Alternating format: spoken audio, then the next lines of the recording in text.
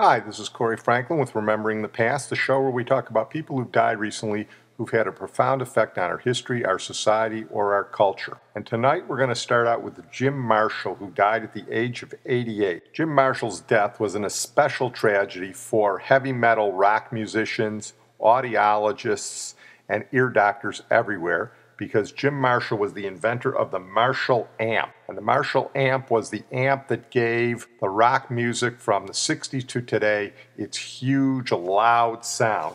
In fact, Jim Marshall's nickname was the Lord of Loud. Here's Web TV to talk about the death of Jim Marshall.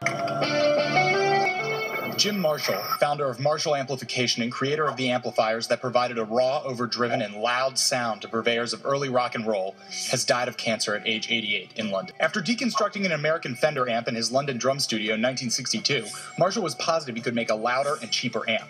The resulting JTM-45 was a hit, and soon young rockers John Entwistle and Pete Townshend approached Marshall to create an amp loud enough that they could actually hear themselves over drummer Keith Moon. For them, Marshall created the classic two-cabinet stack, which has become possibly the most iconic form of rock amplification.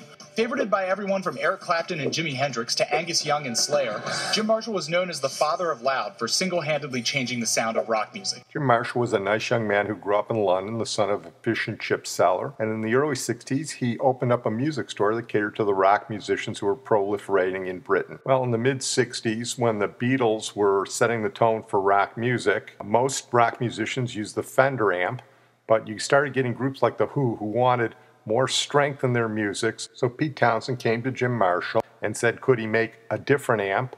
Jim Marshall tinkered with it, and so he made an amp that gave much more sound to the bass to play over the rhythm. In fact, if you ever see one of those Who performances from the mid-60s where Pete Townshend started smashing amps, those are Marshall amps he was smashing. Other musicians picked up on it, but the one musician that Jim Marshall liked more than any other, the one he said was the greatest guitarist, was an American who made the Marshall amp popular with rock musicians from the 70s onward. This tall, lanky, coloured American said to me, I've just got to have Marshall. I thought, oh, no, another one going to ask for free equipment. Almost in the next breath, he said, I don't want anything given to me.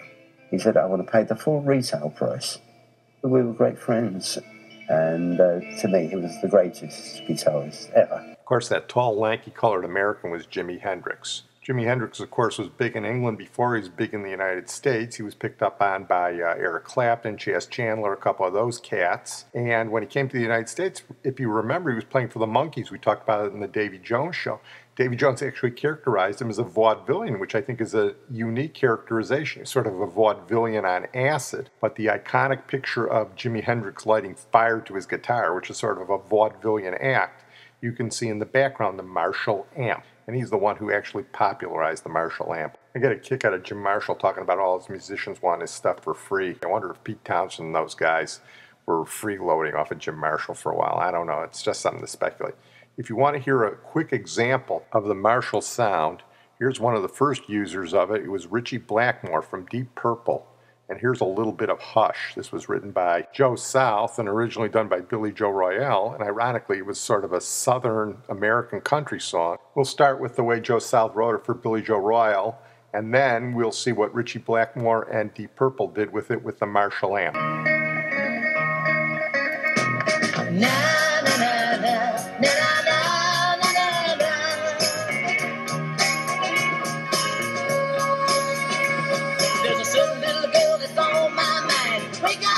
She looks so bad. She's the best girl that I've ever had. And sometimes the show makes me feel so bad.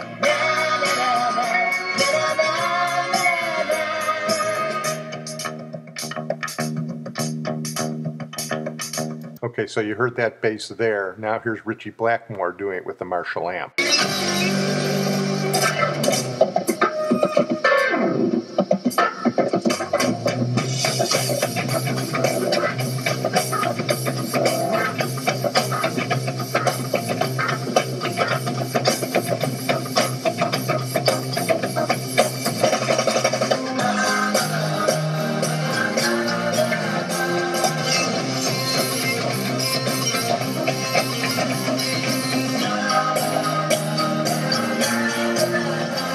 So So that's the Deep Purple cover of Hush, and you can see the effect of the Marshall amp. Everybody used the Marshall amp after that. Besides the Deep Purple and the Who, Rage Against the Machine, Eric Clapton, Guns N' Roses, Nirvana, they're still in use today.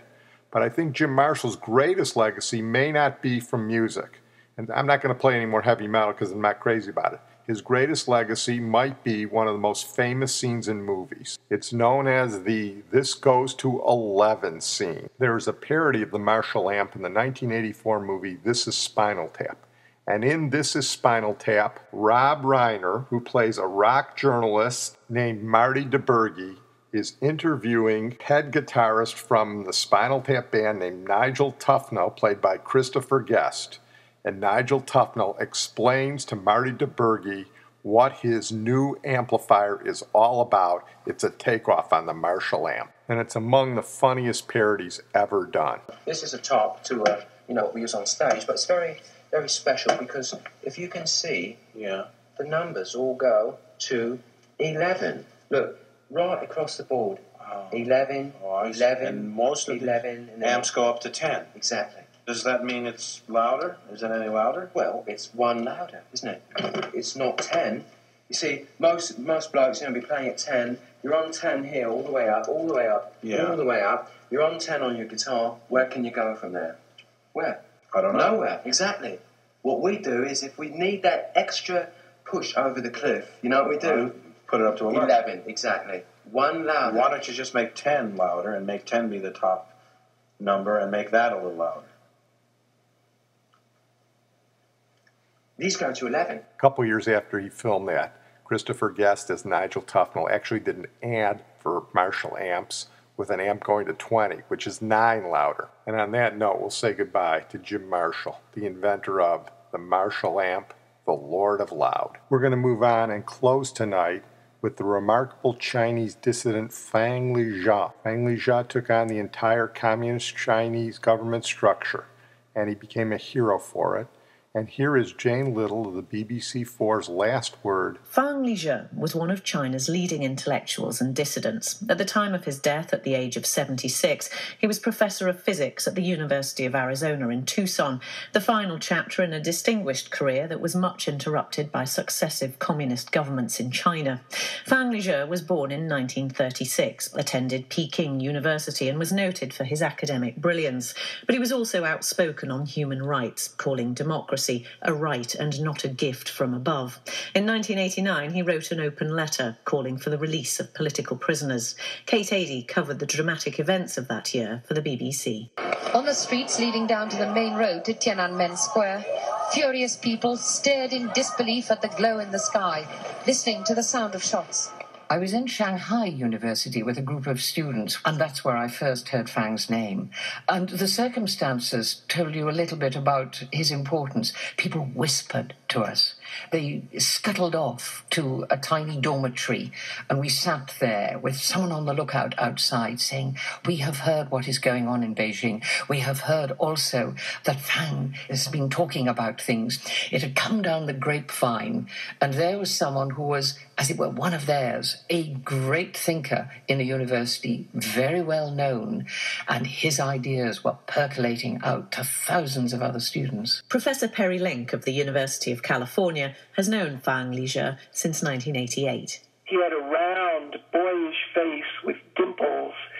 In person, he was quiet, and he would answer questions very tersely, sometimes so tersely that I felt awkward. Mixed with this, he had an explosive, delightful laugh.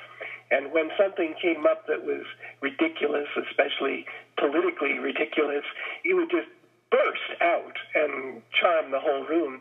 Fang Li-Zhi was twice expelled from the Communist Party, and during the Cultural Revolution in the 60s, he was imprisoned and sent to the countryside to work as a peasant, as Eddie Cheng, author of Standoff at Tiananmen, explains. He was working in the mine, so he was underground a lot. He started thinking about the stars, and he got interested in astrophysics. He did have a few books, and that's one of the fields one could do without any equipment. So he did, and for 3 or 4 years just thought about the the origins of the Big Bang and so on, and that later was his main field. In the early 1980s, when the country gradually opened up, he was one of the top scientists, and he got quite a bit of opportunities to travel abroad. And when he went back to China, he decided that in addition to his scientific research, he felt an obligation to tell people in China what he saw. So he traveled in a lot of universities in China and gave speeches to students, telling them those concepts of democracy, freedom, human rights. They're actually real things. The universities were the places which had incubated him, but also spread his ideas. Elsewhere, there was very little talk. Not in the press, not in the general public. The universities mattered. The students just adore him, and they taped his speeches and make copies and pass them around. And accumulated in big demonstrations in Shanghai and then Beijing, and that resulted in his downfall. He was expelled from the party again and stripped all his positions at the university. By 1989, when the huge nationwide pro-democracy movement happened, he was viewed everywhere in China as a guiding spirit. A huge volley of shots just as I left the front line caused panic. The young man in front of me fell dead. I fell over him. 2 others were killed yards away. 2 more people lay wounded on the ground near me. I went to their apartment about noontime on the day of the massacre, and Li-Zhi, the spouse, was very upset. Fang was not. He was trying to say, I've done nothing. This is my home, so I'm going to stay here. Li-Zhi said, if we do need your help, we will call you on the telephone and invite your children for tea, because their phone is bugged. That was going to be her way of getting the message out. And then, indeed, later that afternoon, we got a call inviting the children to tea. A late report from Peking suggests that Fang Li-Zhi and his wife fled to the diplomatic compound and were then smuggled into the American embassy in embassy Cadillacs. The diplomats invited the Fangs to return to the embassy as the personal guests of George H.W. Bush. And at that point, Fang relented and said, all right, I'll go. So they were there for 13 months until June of 1990. What did those students who survived Tiananmen Square think of him for not going out there with them? I think that there is a sentiment of disappointment. The students always try to find a national leader figure, somebody like India's Gandhi. At certain points, they hoped Fang Li-Zhi to be that person, but he wasn't. He was supportive to the demonstrations in April. But in May, after the hunger strike started happening, he became disillusioned. He disagreed with the tactics of the student movement. So he became more and more silent. The difference between him and other famous dissidents is that he had no stage presence at all and clearly didn't want it. He turned to human rights and democracy because he felt he had to. And even after he did, he always made it clear that he was an astrophysicist first and a political commentator second. But he did have students from China. He stayed in touch with students by Skype, and then he recruited Chinese students to come to Arizona. He was still teaching. He had not yet retired when he died. His death, the news spread out. There was a big spurt of messages in China's social media websites to circumvent censorship. People were talking about him using code names, like, the president of the school. In Tiananmen Square, they weren't like other students elsewhere in the world. They were going back to the ideas, and those ideas involved Fang, time and again. Fang says, Fang has done this, Fang questioned that. He was essential to that student movement. Kate Adie, Eddie Cheng, and Perry Link on Fang Li-Zhi. Thank Jane Little and the BBC for last word for that. Fang Li-Zhi and his wife were in many ways to China what Andrei Sakharov and Elena Bana were to the Soviet Union. Great scientist, and he was a dissident who was heroic in the face of a monolithic communist force. Well, I'm going to close on that note tonight, and I want to thank my producer, Sid Tepps. And in closing, we're going to pay tribute to Fang Li-Zhi by paying tribute to the Chinese with an unusual character, but a fairly funny guy, Eric Idle. Here he is with I Like Chinese. The world today seems absolutely crackers, with nuclear bombs to blow us all sky high. There's fools and idiots sitting on the tree.